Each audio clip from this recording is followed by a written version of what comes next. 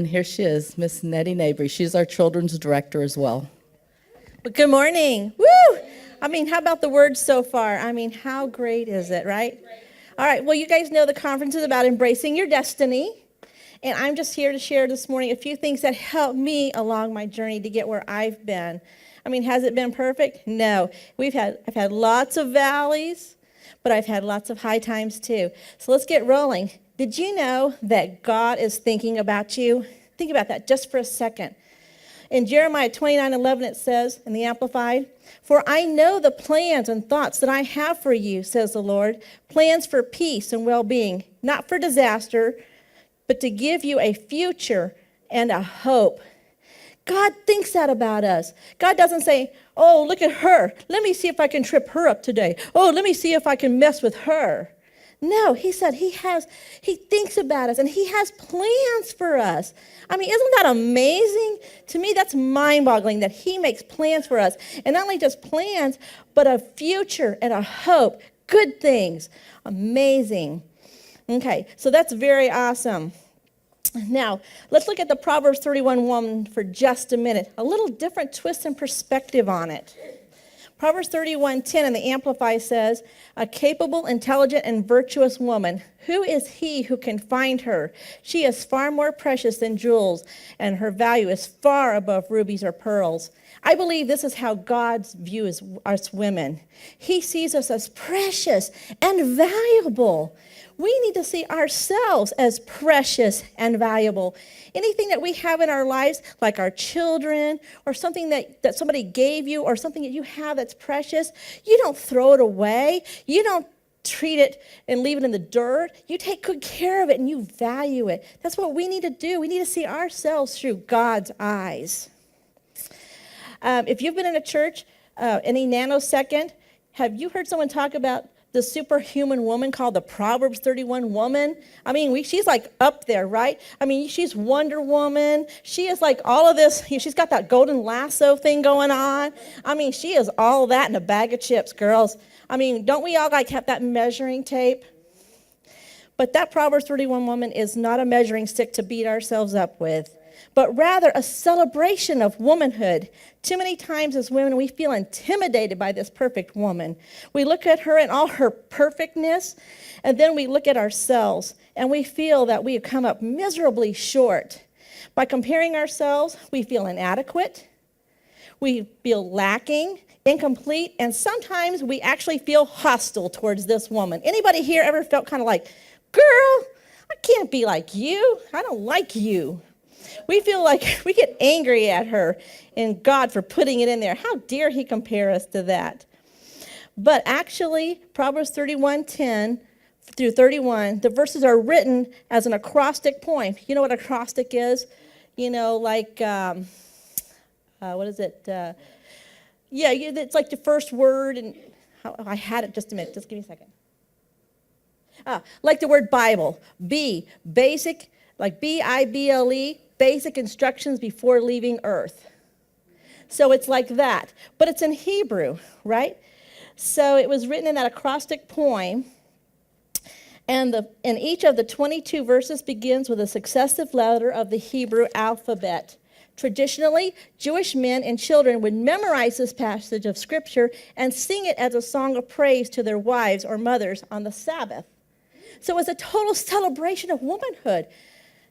So now that we know that we don't have to be some kind of Wonder Woman, Superwoman, what kind of practical things can we do to help us embrace our destiny? Picture. My lovely assistant, my husband, of almost 29 years. Come June. Oh, not him. Woo! Yeah. Okay, no. It's okay, we'll get there. It's all good. We'll get there. There we go. Here it comes. Relax. All right. Oh. Here we go. Nope. All right. All right. If you ever feel like this poor donkey, overloaded, overworked, and wonder why you can't get traction, it might be a good time to step back, take a deep breath, and assess where you're at. I mean, so honest, don't we all sometimes feel just like this? We can't stand one more thing. I mean, that poor donkey, just wonder how he's going to get down. And are you living in chaos? Can't have anyone over syndrome? All my life, I was disorganized. I think I was born disorganized. Probably the moment I came out of the womb, I was disorganized. My poor mother, she was a very organized, very neat person. From her writing to her clothes, she stood upright. She had perfect posture. I mean, she was a wonderful woman. I mean, I love my mother. She is amazing. She's in heaven, but she was an amazing person. And I mean, I could go on and on about her. So no slight against my mother. It's just her personalities. Some people are born organized. I mean, organization and cleanliness, and they're natural fortes. That's just how they are. They exude it. And then there's people like me, right? And disorganized. Anybody remember those report cards? They used to put I's for needs improvement and U's. I never got the S's, and my cubbyhole was always a disaster, always. My room, my mother would just close the door. She couldn't stand it. It was a mess, okay? And cleaning, okay, let's see. I grew up, okay. Cleaning at my house was absolutely no fun, and it was an all-day Saturday event. Cleaning was a chore that I absolutely hated, and I'm still not fond of it today. Why clean when there's so many other fun things to do? Cleaning can just be like, it's a tomorrow thing, and we all know about tomorrow. It never comes. So after I grew up and moved out to my own apartment, guess what followed me? Chaos. Can't have anyone over syndrome. It followed me. And it also followed me to my marriage. And it followed me to motherhood. Woo, joys, right? Add 3 more people to my already messy place, right? And it didn't help that I also married a disorganized, messy person. So now there are 4 of us in this wonderful house. Our house was a mess, and I would literally wait to wash dishes. This is true. This is God's truth. Randy will attest to it. Until every dish in my house was dirty. I had sink full. It was on the cabinets. It was everywhere. I know. I'm telling on myself, ladies. I'm sorry. This was just me. Okay? Every house was dirty. And then let's add Mount Washmore to that. I mean, I had baskets of clothes. Clothes were in the washer and the dryer, all over the place. It'd be like the kids need to go to school like, oh, we're in the basket. Do we have any clean clothes? Oh, these socks don't match. That's okay. It's all right. You do the sniff test like that's good enough. Wear it. I'm sorry. But this is where I was. I didn't learn. I mean, my mother tried. Bless her heart. She did try to teach me. But some of us just we just couldn't get the memo. Our brains are not wired like that. We're just disorganized. And this was me. And we cry out. I mean, you're laughing and stuff. And it was kind of funny to a certain point, but to live it was not fun to live it. It wasn't fun for my family because I would scream at my kids. They took after us, unfortunately, being disorganized. So then, you have them, and then I'm screaming like, where's your homework? What do you mean you can't find it? The house is so perfect, everything's in its place. So, you grow up, poor kids, right? I was a loving mother, but, tell me the truth, everybody's lost it. You all lose it too, right? Then one day, God saw that I needed extreme help, and a friend introduced me to a website called flylady.net. And she helps women, and not just women, but people who are disorganized, because she was like that at one time too, and her story is phenomenal. And I thought, whoo-hoo, here it is. Something that's gonna, like that magic pill, gonna do all the work for me, and there I needed that. Well, I did need it. And Fly Lady stands for the fly, finally loving yourself. Isn't that amazing? We need to finally love ourselves, and we need to fly. If you think of the word fly like an eagle, soar, so we can finally love ourselves. No matter what kind of mess we are, no matter what kind of disaster we are, we can fly. Okay? And housework done, and she also says, housework done incorrectly still blesses our families. How many times do we hear that? If it can't be done right, don't bother doing it at all. Well, that's not true. That's perfectionism. We don't have to be perfect. You can just do it. And you know what? Our kids don't have to be perfect. Don't put them on them. Okay, if they make their bed and it's not the way you would do it and it's not perfect, who cares? They made it, and let's celebrate the small stuff, right? I would like to tell you that once I signed up for Fly Lady's website, that everything immediately changed and became perfect, but it didn't. But it was a course, and after following her routines and reading her inspirational emails, my house started slowly but surely coming clean. In fact, this morning, before I left, I emptied my dishwasher. My sink is clean. And I walked by my bedroom, which somebody was the last one getting out of bed, and I saw it wasn't made, so I said, well, I can't talk this morning about being organized and my bed's not made, so I quickly made it. And it makes a difference if you just put little things into place. They become routine. You don't even think about it. I get up in the morning, my bed gets made. I walk to the kitchen, my dishwasher gets emptied. This way, every time I make a dirty dish, boom, it gets on the dishwasher, right? So, and I learned that housework doesn't have to be a chore. Hey, ladies. Who hates to dust, right? Dusting sometimes, it just seems like it's one of our awful things that is like, oh, I gotta dust. Why? Because probably somebody along your life probably told you, you have to dust. You have to pick everything up. It has to be washed. It has to be done perfect. And we're all just like, I want to go play. I don't want to dust. So you know what? This is just a simple feather duster. Isn't it pretty? It's actually a Fly Lady feather duster, but it doesn't matter. Any feather duster will do. It doesn't have to. And it also extends. You can open it up and it extends, so you can get to your stuff up there. I'm not selling Fly Lady. I get no commission off of Fly Lady. I get no commission off of Fly Lady. But you know what? Put some music on. Whatever trips your trigger as far as music, it's got that good beat to it. Get that good beat going and dust. And sometimes I will put music on, and you can even pretend that you're the fairy godmother. I bless you. I bless you. Oh, I bless you. And you're just dusting. Get that funky music going on. Groove to the beat. And before you know it, you've dusted your house. And then go take this outside and go bless the world with your dust. How simple is that? And not only that, get your kids involved. Oh my gosh, kids love to help clean. And who cares if they don't do it right? But you know what? We're teaching the next generation. We're passing it on to them. Because someday you need to teach them how to cook. Because someday they're going to be taking care of you. And do you really want mac and cheese every day? Hello. Okay. So... And the timer is your best friend. Can you believe that in 15 minutes how much you can get done? Play games with yourself. Sometimes when it's a chore I don't like to do, and believe me, there are many of them, I set my timer, and I said, I think I can get this done in less than 15 minutes. And I say, on my mark, get set, go. And I set that timer, and it's amazing what you can get done in just 15 minutes. And then you know what? Don't obsess and stress if that 15 minutes you didn't get it all done. Leave it right where it is and go do something else. Then another time when you get back to it, set that timer again, get back right to it. And teach your kids they can do anything for 15 minutes, whether it's homework, whether it's a chore, whatever it is. And you'll be surprised how fast 15 minutes goes, but you can accomplish so much. Sometimes we look at that Mount Washmore or those dishes that are piled so high, and we think we just can't do it.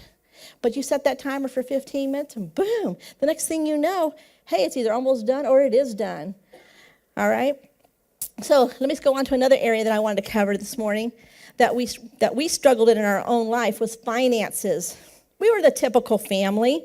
We had a house payment, a car payment, credit card bills. In fact, we did the credit card shuffle, like, oh, this interest rate getting ready to go up. Let me get another credit card.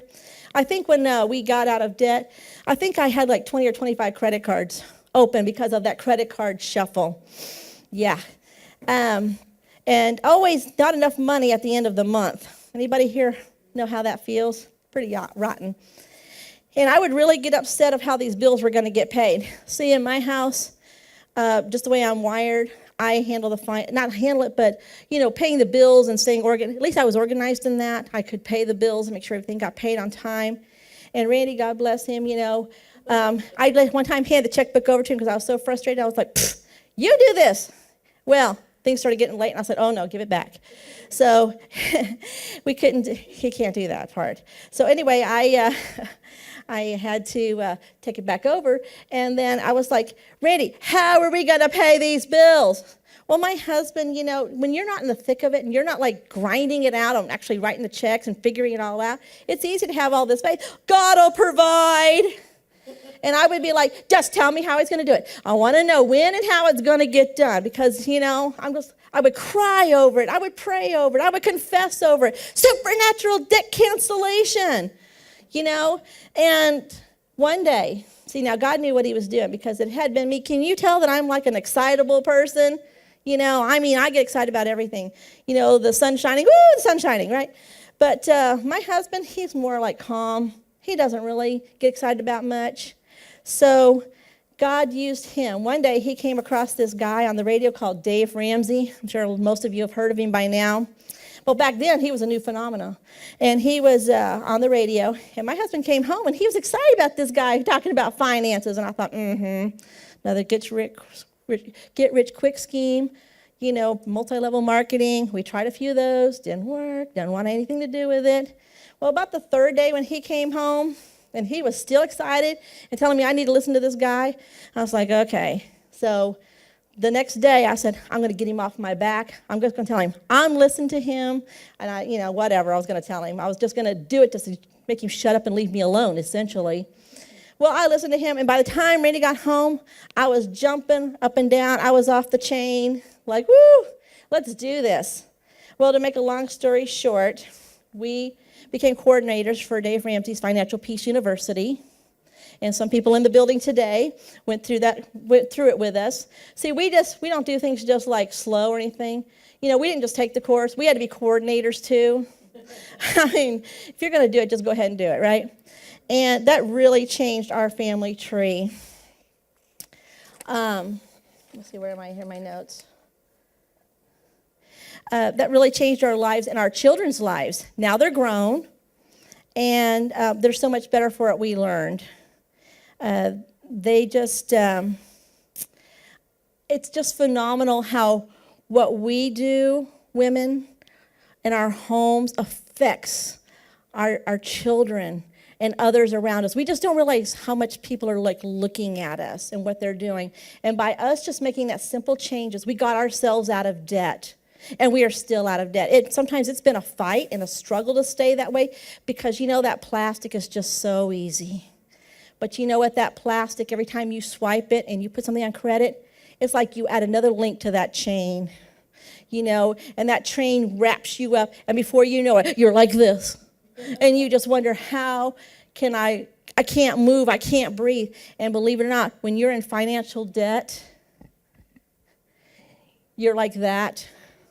And there's fights in the marriage. There's disagreements because you guys are so stressed out. I wasn't going to say this, but the Lord brought to my mind.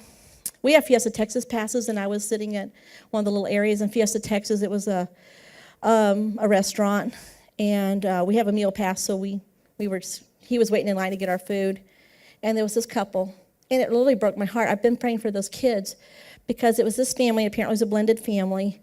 And he comes back, and she's yelling at these kids, and she's belittling, especially this one kid, this one son. And he hung his head. She was just berating him so badly. My heart was breaking. And then he comes back, and he goes, "There's no money on this card." And she goes, "Well, that's your fault." And they just got into this huge spat of whose fault it was.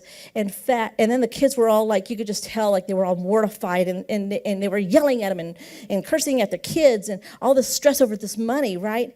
And they're supposed to be there to have a good time. And yet they weren't because of the money. And then they ended up like, "Fine, you take your kids home and I'll take mine home." They went, "Fine." And they stormed out. And my heart broke. And I said, "God, help that family.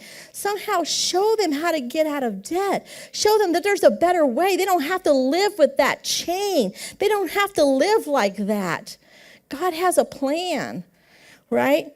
So, but our kids, because we didn't do things right when we were younger, but because we did change, and it's never too late, no matter what age you are or where you are at, it's never too late to start right there. But you can change your trajectory, because if you sit down and look at it, where are you headed? Where will you be by the time you hit retirement?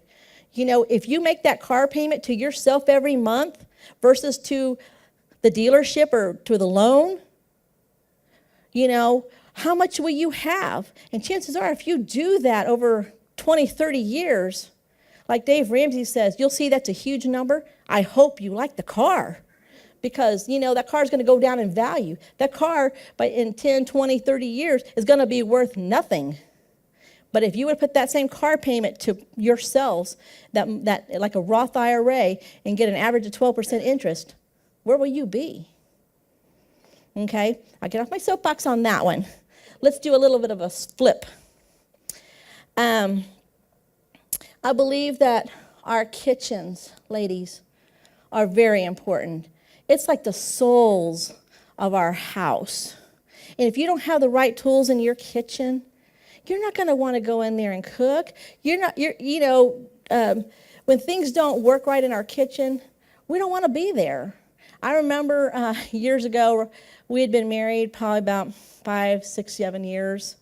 And I was cooking mashed potatoes one day. And I looked in the pan, and I was getting ready to serve it. And the kid's like, Mom, we don't like pepper in our potatoes. And I'm like, oh, my God, that's not pepper. That's my pan coming apart, the Teflon coating in my pan, Because what had happened was, I'm a very frugal person, and I love the Dollar Tree. Dollar Tree's my friend. If it's cheap, it's for me. I'm telling you, ladies, I was real here. But it was... one day I was like, you had got the frozen orange juice and you got the whisk and you're doing like this, trying to chop it up. Well, the whisk was so cheap, and I guess it had rotted inside that all this rust came down into my orange juice. My stuff everything stuck. Took me hours to clean because nothing worked right. I just really got to the point I didn't like to cook because nothing in my kitchen, it was all old. And it wasn't quality to begin with.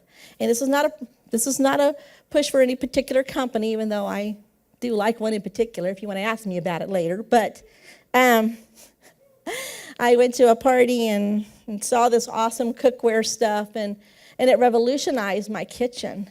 With the right tools, you can get in and out of your kitchen in a heartbeat. A way to save money is not to go out to eat. Isn't that phenomenal? Why am I taking my hard-earned money that took my blood, sweat, and tears all that whole week, or how many hours you work, and just hand it over to somebody? We need to be mindful about our finances. We need to think about it. What are we doing? And how are we doing it? And what are we feeding our families? Think about it. You don't know what they're putting in that food. You don't know who's touched it. You don't know. I'm not scaring anybody about going out to eat. But I'm just saying we just need to think a little bit more. You think about what's going on in your kitchens. And I buy like produce and things that are on sale. Like when bell peppers, are 4 for $1 or 5 for $1 or whatever. Take those vegetables home, and with the right tools, in a heartbeat, you can chop them all up and put them in half or 1 cup increments in little baggies, throw them in your freezer. And then when you're cooking, you don't have to take that all out. You've already done all the crying over the onions. It's a done deal by that point. Then you just throw them in your pot, and boom, it's done. I love my microwave. I know some people are anti-microwave, but me, I love it because it's fast. And because I have the right tools, I cook in it. When my kids were little and we were going through this debt thing, the kids were so funny that, one day, because we were on a budget and they knew it. And one day I'm walking in the grocery store and they saw something. You know how those end caps, they have all the stuff for kids, like they make them want stuff and bug their moms and throw fits and they don't get it. Well, my boys were walking in the back. They're going like, I could hear them. They didn't think I could hear, but I did. And it was like, hey, let's ask Mom if she'll buy that for us. And the other one, don't worry about it. It's not in the budget. She won't get it. Forget it. It's not there. Not getting it. You're not having it. So, and that's the way it worked, I'd say, well, you have money. You spend it. Well, we don't want to spend our money. Well, I don't want to spend mine either. So anyway, I went to, you've got to go get the food and you chop it up and you do it the right way. I got 5 minutes? Oh, my goodness, let me talk even faster. Do you think that's possible? Anyway, the right tools helps you because you can prepare the food ahead of time. And I know where I was going that. Anyway, we would come home from church or go home from church.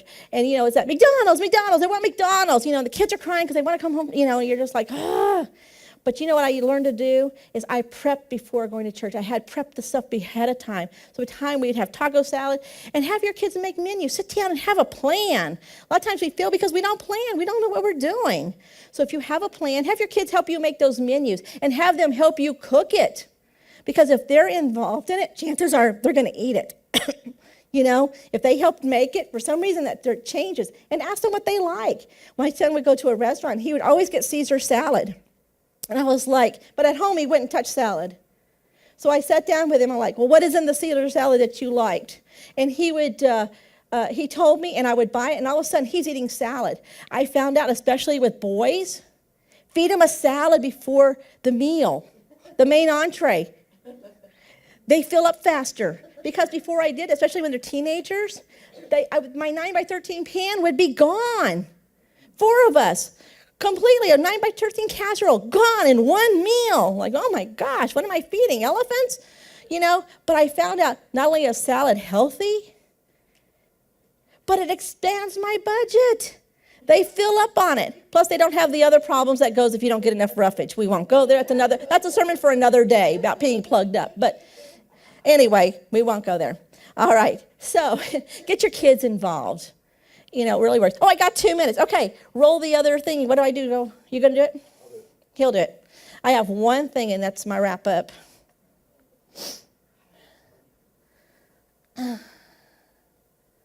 There we go. See her? On the darkest days, when you feel inadequate, unloved, and unworthy, remember whose daughter you are. Straighten your crown and go and embrace your destiny, ladies. Woo! I'm done. Encore, or no.